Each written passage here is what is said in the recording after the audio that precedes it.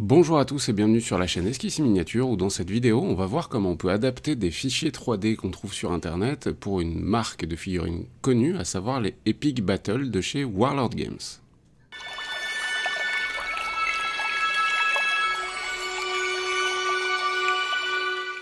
La première étape est simple, elle consiste déjà à avoir au moins un exemplaire des figurines qu'on aimerait prendre comme modèle. Donc là en l'occurrence c'est des Epic Battle de la gamme Epic Battle de chez Warlord Games. D'ailleurs c'est une super collection, je vous invite à jeter un œil à ce qu'ils produisent. Et ce qu'on va faire c'est qu'on va partir sur les figurines que je produis moi, de la gamme Epic History Battle. Vous allez me dire pour le nom, voilà, il faut savoir que je l'ai sorti un petit peu avant eux. Donc en fait dans le fond... mais peu importe, on s'en fiche, c'est pas le sujet. Le but, épique, pourquoi épique? Parce que ça rappelle la grande échelle, les combats à grande échelle, etc. Donc moi j'ai Epic History Battle et j'ai des figurines guerre de sécession. Donc les guerres de sécession, le truc c'est que moi, mon échelle à moi, elle est en 15 mm. Alors que la gamme Epic Battle de Warlord Game est plutôt en 13 mm. En fait, ils ont sorti quasiment une nouvelle échelle pour cette nouvelle collection. Ce qu'on va faire, c'est voir comment on peut adapter tout ça avec deux problématiques. De 1, la taille des figurines, donc la mise à l'échelle est pas très compliquée. Et ensuite et surtout, les barrettes, puisque les barrettes, comme je suis en train de vous le montrer en même temps, les barrettes d'Epic Battle, elles font un peu plus de 5 cm de long, donc 5,5 cm, 55 mm quoi, de longueur, et sur les barrettes, il y a 10 figurines. Alors que ma gamme à moi en 15 mm, il y a 6 figurines sur 4 cm de long. Et du coup, c'est compliqué, sur les socles de 6 cm de front de Epic Battle, de mettre mes barrettes, puisque moi, elles font 4. On ne peut pas en mettre 2, ça ferait 8. Et en mettant qu'une, ça fait beaucoup de vide, en fait. Donc, on va remettre tout ça à une échelle, et surtout, on va respecter les 10 figurines de front, histoire voilà. Et puis, on va voir le résultat final, bien entendu. Ce que je vous propose maintenant, c'est qu'on passe sur un logiciel extrêmement simple d'utilisation, qui va nous permettre de faire ça, et que vous avez tous, et que vous pouvez tous avoir gratuitement si vous utilisez Windows, c'est 3D Builder. Donc, on passe sur 3D Builder. Donc, nous voilà sur 3D Builder, où on va essayer de faire en sorte, donc, d'adapter ces socles de 6 figurines de front et de 4 cm de front, à Epic Battle. Là, pour information, comme vous pouvez le voir juste en bas, je les ai déjà mis à 79%. Donc déjà, la taille des figurines sera bonne pour une compatibilité avec Epic Battle.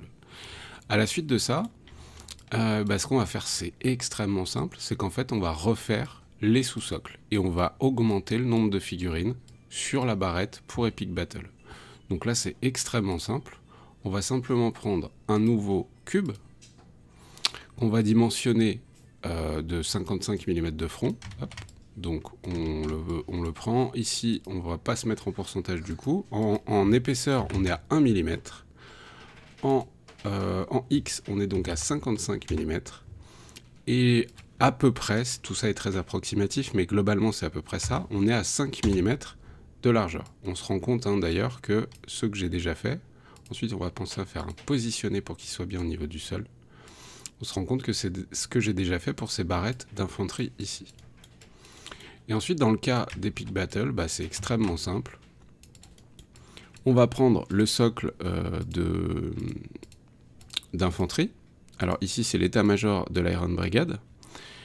Donc j'ai déjà fait un dissocié sur les figurines. Je vais les prendre et je vais les placer au centre. On va vérifier au niveau des pieds qu'on est pas mal. Et là, on se rend compte qu'en hauteur, il va falloir les monter légèrement. Alors pas de beaucoup parce qu'il faut être sûr qu'il y ait vraiment contact avec le socle. Parce que derrière on ne va pas refaire de dynamèche de l'objet, ce sera toujours un objet avec le plateau. Donc en fait on vérifie qu'il y ait contact avec l'objet et le mieux dans ce cas-là c'est de ne pas hésiter à affiner la hauteur globale avec le Z, en réglant le Z ici, vraiment au millimètre près. Là on est pas mal. Ensuite on désélectionne le tout. On va refaire un dissocié sur cette barrette. Et on va pas s'embêter, on va prendre 2 figurines à droite, puisque là il y en a 6, le but étant d'arriver à 10. On va les placer, hop, juste là. On va affiner ensuite, bien évidemment. Et ensuite on va prendre les 2 figurines de gauche, on fait un copier-coller, et on va les placer ici. Le truc sur les figurines Epic Battle, c'est qu'il y a contact entre chaque figurine. En fait, tout ça, et aussi dans le cas de l'injection plastique, permet plus de facilité. Mais au-delà de ça, il y a une histoire de solidité. Je rappelle que ces figurines, elles sont toutes petites, elles font 13 mm de hauteur. Donc on va s'assurer qu'il y a du contact entre chaque figurine. Et là, c'est bon. Il faut qu'il y ait au moins un petit contact entre chaque figurine. Par contre, ici, on a un problème. On n'a pas de contact entre le tireur et ces deux figurines-là. Donc en fait, on va les décaler tout simplement pour ajouter un contact entre les figurines et s'assurer du coup d'une solidité globale, puisque tout ça sera le même et unique objet quand on l'aura imprimé. Ensuite, on va donc resélectionner toutes les figurines de cette barrette et on va faire grouper. Une fois que ça s'est groupé, histoire de gagner du temps, je vais vérifier que ça soit à peu près centré. Donc voilà, je vais le centrer correctement. Je vais dupliquer mon socle. Hop, pour pouvoir faire des socles d'infanterie. Et puis on va faire pareil qu'on a fait il y a 2 minutes. On va faire 1, 2, 3, 4, 5, 6. On va dupliquer ces figurines-là. Maintenant, on va faire une barrette, une stripe d'infanterie. Qu'on va décaler par là, c'est pas mal. On va encore la dupliquer. Alors évidemment, là, je vous le montre en rapide et simple. Puisque si on voulait affiner un petit peu la chose, pour qu'il n'y ait pas des pauses récurrentes et ce genre de choses, le top, ce serait d'alterner un petit peu plus les figurines. Là, j'ai vraiment fait quelque chose de très simple en faisant un copier-coller des barrettes déjà existantes. On vérifie également la hauteur, donc on se rend compte qu'on est un peu trop bas. Donc on va les remonter un petit peu, toujours qu'il y ait contact avec le socle sans problème majeur. 1, 2, 3, 4, donc là on a 4 figurines, on va les désélectionner pour supprimer les 2 qu'il y a au bout. 1, 2, 3, 4, 5, 6, ça c'était donc mon premier socle. On va les relever un tout petit peu également, toujours qu'il y ait contact avec le socle. Ensuite on sélectionne le tout, on fait un groupé. On va s'assurer que c'est au centre, à peu près au centre du sous-socle de 5 mm. Et ensuite on va grouper tout ça. Pareil ici, on groupe tout ça. Ensuite ce qu'on va faire c'est extrêmement simple. On va enregistrer cette barrette-là. On va l'appeler par exemple QG 15 mm compatible Epic Battle, Iron Brigade. On va faire la même chose pour la ligne. Et ensuite, on va voir comment on peut imprimer ça facilement sans foutre des supports de partout, surtout en économisant de la résine du coup, et surtout du temps. Parce que vous allez voir que des figurines de 13 mm, ça peut être très très rapide à imprimer. Nous voilà sur Litchi Slicer où on va poser des supports sans pour autant relever les socles de ces figurines, afin que ce sous-socle-là nous serve ensuite pour coller les figurines sur le socle du jeu auquel on joue. Mais au-delà de ça, ça nous sert de base d'accroche qui est parfaite. En fait, elle est vraiment nickel. Donc on va poser des supports de sorte à ce que les supports ne posent pas de problème à cette fameuse barrette, et pour autant que ça ne pose pas de problème pour l'impression des figurines.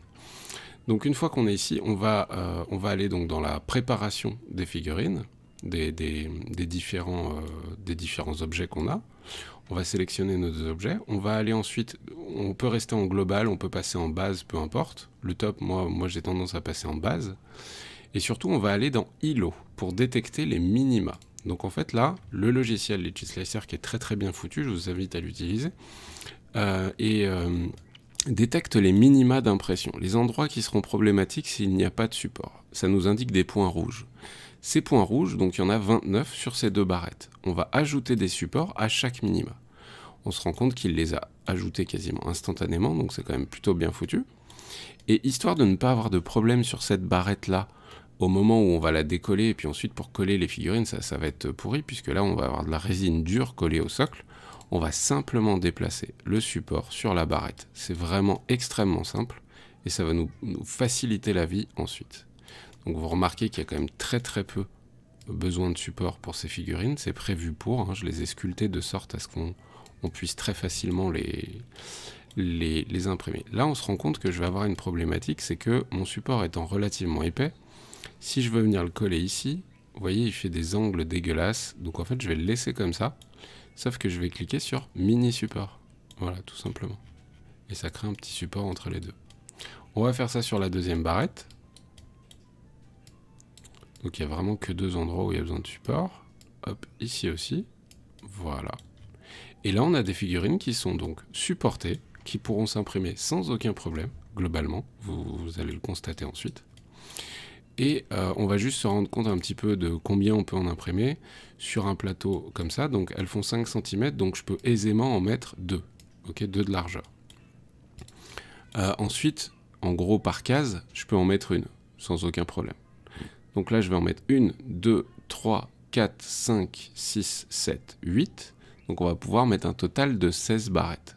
Histoire de varier un petit peu tout ça, ce qu'on va faire, c'est que donc on va dupliquer, hop, garder organisation. On duplique celle-ci une fois. On va la décaler sur l'arrière. Ensuite, pour gagner du temps, on duplique les deux une fois. Garder organisation. On va la dupliquer sur l'arrière. Donc là, on en a 4. Celle-là, ce qu'on va faire, c'est qu'on va la décaler ici. Des états-majors, on va dire qu'on va en imprimer 2. Ça me semble suffisant pour l'ensemble de tout ça. Donc on va faire encore une fois dupliquer. Le deuxième état-major, hop, on va le foutre sur l'arrière. Et ensuite, on va mettre que de l'infanterie. Donc ça, je vais le dupliquer une fois. Toujours en gardant l'organisation. On va les décaler sur l'arrière. On va les redupliquer. Alors là, j'ai oublié de mettre garder l'organisation, donc c'est un peu con. Donc je fais CTRL Z. Hop. Dupliquer l'organisation. On les décale sur la droite. Et du coup, il nous manque 2 barrettes ici. Donc on en sélectionne 2. On va faire dupliquer. Garder l'organisation. Toujours. Et on va les décaler juste là. On s'assure qu'il n'y ait pas de problématique. Donc on se rend compte que là, il y a peut-être un contact. Alors il est loin, mais par sécurité, voilà, on va les éloigner un petit peu. On a quand même vachement de marge entre chaque barrette. Donc là, tout ça, c'est de l'Iron Brigade. J'ai donc 16 barrettes qui vont donc pouvoir, sur Epic Battle, représenter 8 socles d'infanterie de l'Iron Brigade. On va estimer le temps d'impression. On se rend compte qu'on est à 2 heures de temps d'impression, ce qui est quand même relativement rapide pour sortir autant de figurines. Et on va estimer le volume de résine. Partez du principe, et n'oubliez pas que moi j'imprime avec de la TGM7 qui me coûte 90 $ le litre. Et à 90 $ le litre, en dollars de revenus, de dépenses, on est à moins d'1 $. Donc si vous utilisez de la résine moins chère, c'est quelques centimes d'euros pour produire tout ça en figurine en 2 heures. Là, ce que je vais faire, c'est que je vais aller lancer l'impression, vous montrer le plateau, faire un comparatif des figurines, histoire de clôturer cette petite vidéo. Alors, bref passage dans l'atelier où je vais vous montrer le résultat des Epic Battle. Comme vous pouvez le constater, j'ai lancé un autre print sur de l'infanterie standard, histoire de m'assurer que c'est bon. Et dans l'ensemble, on se rend compte que les figurines sont sorties sans aucun problème. On va nettoyer tout ça et on fait le point dans l'atelier. Donc ça a pris 2 heures, vraiment pas plus d'une minute de plus pour le coup. Et là j'en ai mis un petit peu moins, mais c'est vraiment pour m'assurer de la compatibilité de tout ça. Nous voilà devant l'établi avec donc les figurines officielles de chez Epic Battle, qui sont vraiment très très cool. Alors par contre après c'est vrai quand on joue à cette échelle, voilà, on a énormément de figurines à peindre, vraiment une quantité pas possible. Donc c'est vrai que c'est un petit peu redondant. Et voilà donc les figurines imprimées de la gamme Epic Battle qu'on a resoclées comme on voulait, comme on vient de le faire en fait sur 3D Builder. On voit les petits supports qui restent encore à certains endroits, donc ça s'enlève vraiment très très facilement avec une petite pince coupante ou même avec les doigts, ça va dépendre de la résine que vous utilisez. Et puis on se rend compte que l'échelle fonctionne, donc là par exemple j'ai aussi pris un cavalier histoire de comparer un petit peu les chevaux, et on se rend compte que ça marche aussi pour les chevaux, on est à la bonne échelle. Et puis dans la gamme que je propose, voilà, vous avez aussi des petites scénettes dans ce genre-là, qui sont des scènes d'état-major, ce genre de choses. La même chose pour les canons, et encore une fois, tout ça compatible avec Epic Battle. Donc voilà, le but c'était vraiment de vous montrer que dans l'absolu, avec un tout petit peu d'huile de coude, et vous avez vu, c'est rien de très très compliqué, on peut rendre compatible beaucoup de figurines. Il faut juste prendre son temps pour vraiment prendre la mesure de la figurine de base et ensuite aller faire des modifications en n'hésitant pas à utiliser des sortes de détrompeurs sur 3D Builder qui vont être par exemple un cylindre comme on l'a fait un instant. On prend un cylindre qu'on va créer sur 3D Builder qui fait la taille des yeux jusqu'au pied, et à partir de ce cylindre là, sans avoir à scanner donc les figurines, on a l'échelle exacte. Et ensuite, on va réadapter l'échelle. Bon là, je vous dis surtout la problématique, c'était les socles, le nombre de figurines de face, et on se rend compte que ça marche plutôt bien. J'espère que cette petite vidéo vous a plu, et puis comme d'habitude, on se retrouve très vite pour de nouvelles vidéos. Ciao ciao.